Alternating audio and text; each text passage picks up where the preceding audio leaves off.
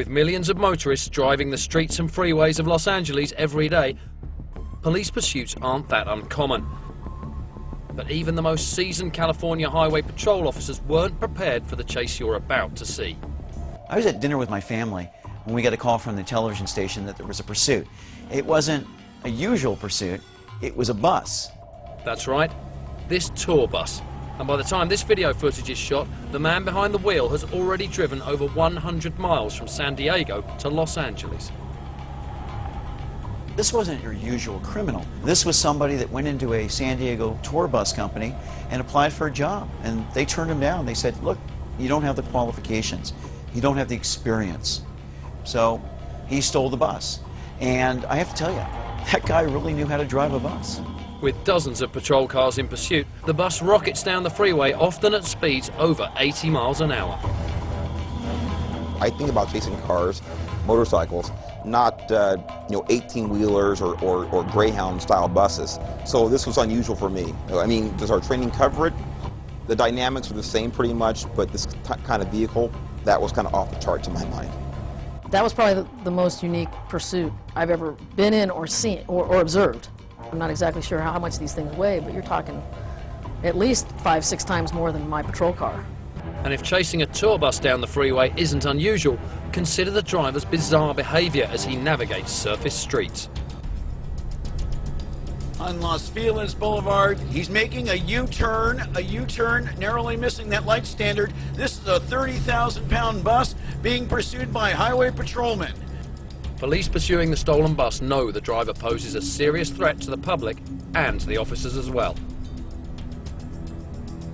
So that's what I'm thinking about. I'm thinking about if this bus were to have a traffic accident, it's not taking out one car, it's taking out several cars, and I could be one of them. Still westbound Sunset Boulevard. Very high rate of speed, at times on the wrong side of the road. High rate of speed, there you can see a police helicopter following. There, he's losing control. He's losing control. The bus sliding sideways, coming up on the curb, narrowly missing a vehicle, now on the wrong side of the road. Very dangerous. Is it over? Is he stopping? Nope, he's backing up. We're just lucky that he didn't hit someone head on. And then just to keep going, I mean, you watch the 2 units behind it, they pull up, the lights go up, they're ready to do their felony stop, and he just keeps going. For nearly 90 minutes, the driver takes police on a wild and reckless tour of Los Angeles, at one point ripping off a 15-foot section of chain-link fence. And in the process of taking out that fence, it wound up getting caught underneath his bus. And so he started dragging this steel fence along the roadway. And as he made a left turn, you could see the fence sliding underneath the bus. Bus has a chain link fence caught underneath the bus, making a right-hand turn. The fence is swinging out. Oh, wow, like a guillotine. California Highway Patrolman, Sheriff's Deputy almost getting hit. It was phenomenal that nobody was really hurt. I mean, we had a lot of fairly minor accidents that occurred. Hitting the guardrails. Whether it was just pure luck, which it could have been, or whether he had some kind of skills he had acquired over the years, I don't know. But there were some times where I thought for sure that he was going to lose control, and for whatever reason he didn't. After heading west on Sunset Boulevard, the bus turns into a quiet neighborhood in the Pacific Palisades area, home to pilot reporter Bob Turr. LA's a big place. There's a lot of places you can go. But he wound up in my neighborhood, literally driving down my street. I just couldn't believe it. Of all the places this guy can drive, of all the gin joints in all the world, he drives into my neighborhood. I mean, go figure. As the bus turns onto a cul-de-sac, the driver suddenly has nowhere else to go. He stopped. I thought the pursuit was over with. My partner opened the right side door and was reaching down to grab the shotgun, and I look up and see backup lights coming towards us. I'm yelling at her, start pulling her back in as the bus comes backwards and hits our right front door, slamming it shut. So at this point, we're lucky she didn't get her legs broken. I've never had this happen before in many pursuits, so it's not enough chasing a bus. So we're watching it as it goes by, and as it goes past us, my other 2 units are set up probably about 20-30 feet behind us because of the narrowness of the roadway. And he proceeds back and just starts slamming into the 2 cars, spinning them around. I thought he flipped one of the cars, but he didn't. Pushing the highway patrol vehicles backwards like toys. They're now opening fire, shots fired. Crushing them. I mean, it was shocking. Even more shocking is what the driver does next. It was right in front of a woman's home, a woman by the name of Mary Pringle. Fortunately for her, she wasn't home. Because it's like this isn't real, you know.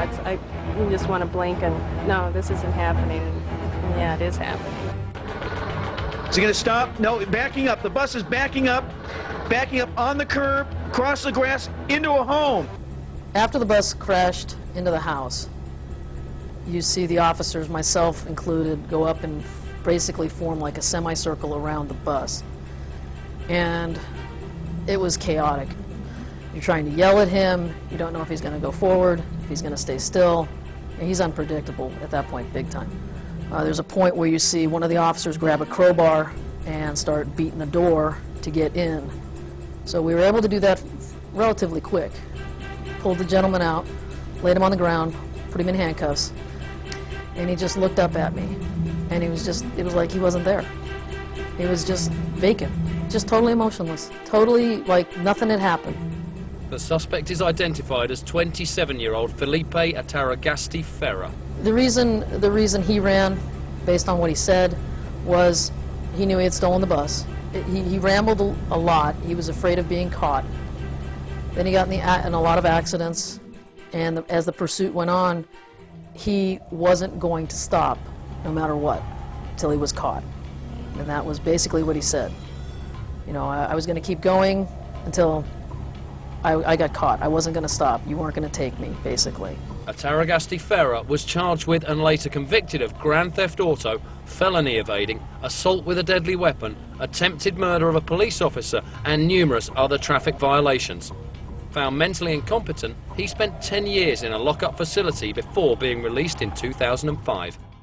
Recently, Bob Turr tracked Ataragasti Ferrer down inside the San Diego Men's County Jail, where he was being held on 2 misdemeanor charges, including being under the influence of a controlled substance and presenting a false ID to a police officer. In this excerpt from his jailhouse interview regarding the bus pursuit, Ataragasti Ferrer was asked why he ran from the police. Because they weren't police, they weren't bogies, undercover, or they were most like espionage, spying people from Mexico. 3 days after this interview, Ataragasti Ferrer agreed to plead guilty to the 2 misdemeanor charges in exchange for time served. He was later released and now lives in the San Diego area.